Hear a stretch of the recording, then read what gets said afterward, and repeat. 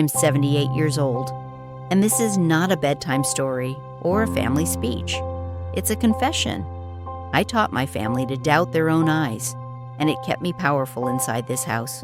If I stay silent, they'll keep arguing with their own memories long after I'm gone. I didn't just tell lies. I denied the truth so calmly that truth started sounding hysterical. That is the quiet trick. Speak like certainty, and people will surrender their senses to you. The house helped me. It has narrow halls, a pantry with deep shelves, and a sunroom where voices feel official. I learned where sound carries. I learned which door sticks. I learned how to make a sentence land like a verdict without raising my voice. A home can be a sanctuary, or it can be a courtroom where one person writes the rules.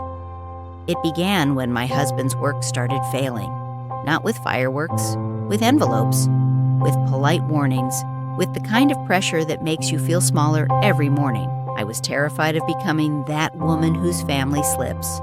So I took what I could reach. My parents kept cash in the house, hidden behind pantry jars in a plain metal box. They called it prudence. I called it rescue. I stole from them, and I did it more than once.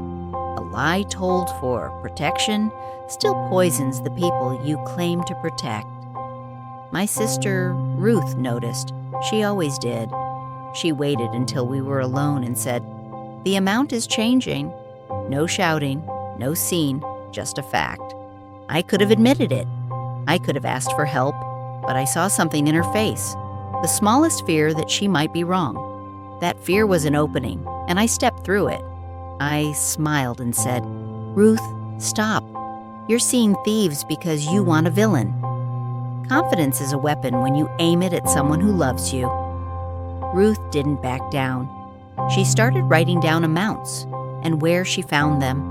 Little slips tucked behind recipe cards, under drawer liners, inside the sleeve of an appliance manual no one reads.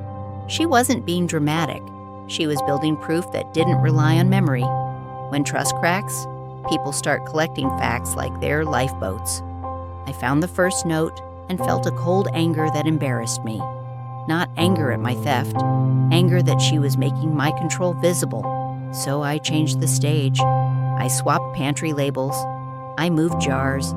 I shifted the metal box to a new corner. The next time Ruth went looking, she hesitated. Reality is fragile when you control the props. When she confronted me again, her certainty had a crack in it. "I can't find it," she said. "I know it was here." I didn't argue. I just said, "You moved it and forgot. You always do that." Tired people will accept a lie if it comes wrapped in peace. Then Ruth tried another tactic. She took a picture of the shelf with her little camera, the kind she used for family gatherings. She held it up to me, like a shield. "It was there," she said. "Look." I leaned in, nodded once, and said, "That's not the same day. You're mixing things up." I didn't even have to prove it. I just had to sound like I was used to being correct. Calmness looks like authority, and authority looks like truth. That night, I replaced the metal box with another one from the basement. Similar size, different dents. I moved the jars again. The next morning, I asked Ruth to show everyone her photo at breakfast, like I was being fair. She did. My son squinted at it. My daughter frowned, unsure. I said, "See? Even the box is different. Ruth, you're building a story." The cruelty is that I made her evidence work against her. Proof isn't powerful when the audience has already been trained to distrust the messenger. I recruited my daughter without telling her I was recruiting her. While folding laundry, I'd sigh and mention Ruth was on edge. I'd say, "Don't challenge her. Just let her talk." Concern is the easiest disguise for control. If you can frame someone as fragile, you never have to face what they're saying. Soon, when Ruth raised a question, the room leaned away from her. Not because they didn't care, but because I trained them to treat truth like a disturbance. Families don't break from one secret. They break from the way they protect it. Ruth got smarter. She began marking the house itself, tiny pencil ticks behind picture frames, a ribbon tied under the sink, a scratch on the underside of a shelf. She was turning the building into a ledger. I erased those marks the way you erase a stain. I moved frames. I repainted a patch behind a mirror. I replaced a shelf plank and acted surprised when she said it felt different. Then I said the ugliest sentence I know how to say. Your imagining changes because you need something to be wrong. If you repeat a lie with the same calm every time, it starts to sound like furniture. The house became a test I always won. Ruth would point. I would deny. She would insist. I would stay steady. And my steadiness made her look unsteady. That's the trick. You don't have to destroy the truth. You only have to exhaust the people carrying it. After our parents died, Ruth tried to expose me to my children. She laid out her slips at the kitchen table, amounts, notes, locations. She didn't insult me. She simply asked them to look. I didn't panic. I framed her. I reminded them of harmless mistakes she'd made years ago, misplaced tools, forgotten errands, anything that could make maybe feel safer than yes. People prefer a simple villain, and confusion is the easiest one. Ruth said, "Look at the numbers." I said, "Numbers can be written by anyone." My daughter's face tightened with relief, like she'd been handed permission not to know. My son said, "Let's talk about this later." Later is where truth goes to die. For a while, Ruth stayed in the back room, near the laundry. Not quite a guest and not quite family. The tension became a new kind of furniture. Voices softened. Doors closed gently. People stopped asking questions that might make the air go sharp. Silence is not peace. It's just fear wearing good manners. And still, I kept stealing. Not huge amounts. Not enough to make the absence obvious all at once. Just enough to keep my own panic quiet. I told myself I would pay it back. I told myself I would stop after one more envelope. One more is how a secret becomes a lifestyle. Then my granddaughter Lila came to stay. She wasn't raised under my version of reality, so she could feel it like a draft. She watched Ruth's restraint, my calm, my daughter's constant smoothing, and she asked the question nobody asked out loud.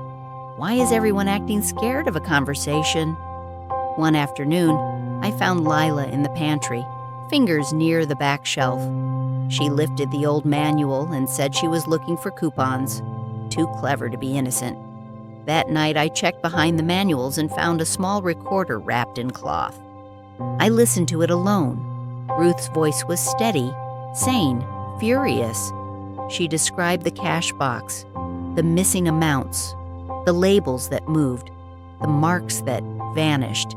And she said, "I'm recording this because one day they'll tell me I imagine my own life. I refuse." I should have stopped there. I should have walked into the kitchen and admitted everything. But power doesn't let go easily. It whispers that confession is death, and denial is survival. So I deleted it. My thumb pressed the button like it had done it 100 times. Power makes you stupid. It convinces you that erasing evidence is the same as erasing harm. When Ruth realized the recorder was empty, she exploded in the kitchen. Lila stood there, suddenly aware she'd been used as a doorway into something rotten. My daughter tried to calm everyone. My son tried to postpone, and I denied it with the same calm that had always saved me. "I didn't touch your recorder," I said, and I held Lila's eyes until she looked away. That look away was my victory, and it should have tasted bitter. It tasted like relief. The most dangerous lies are the ones that make you feel safe. Lila stopped arguing and started collecting. A ribbon from under the sink, pencil shavings from behind a frame, a paper slip Ruth had hidden under a drawer liner. She placed them on the coffee table like a case file. Then she set down a second recorder. "You didn't know there were two," she said. She pressed play. Ruth's backup recording filled the room, and this time it wasn't only numbers. Ruth described my technique, the calm denial, the gentle framing, the way I turned questions into evidence of someone else's instability. She described me so accurately that my calm became part of the proof. My daughter began to cry quietly, like years of self-doubt finally had a name. My son stared at the floor as if it could swallow him. Ruth looked at me and asked, "Do you still want to tell them I imagined it?" And I did the last, worst thing.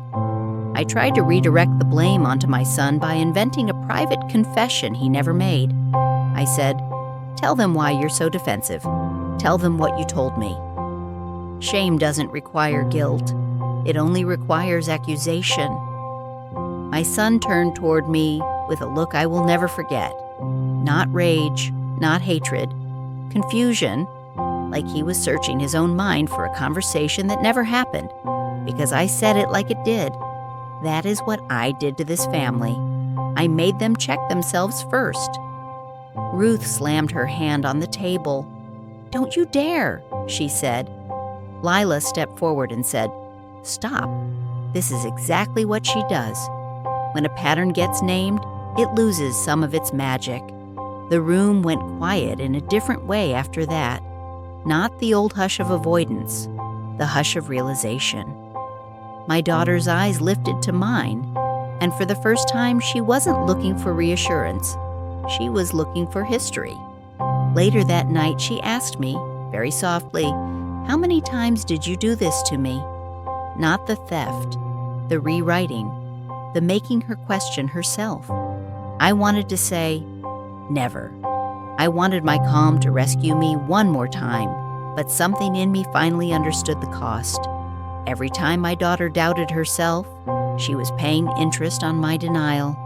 You can win every argument and still lose your family.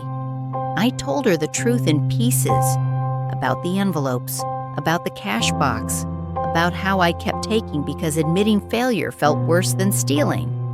I didn't say it with tears. I said it with the same controlled voice I used to hide it, and that's its own shame. Even my honesty sounded like control. Ruth didn't celebrate. She just looked tired. "You made me fight for my own sanity," she said. "Do you know what that does to a person?" I did know then, and it landed like a weight in my chest. Since that day, the consequence has been slow and brutal.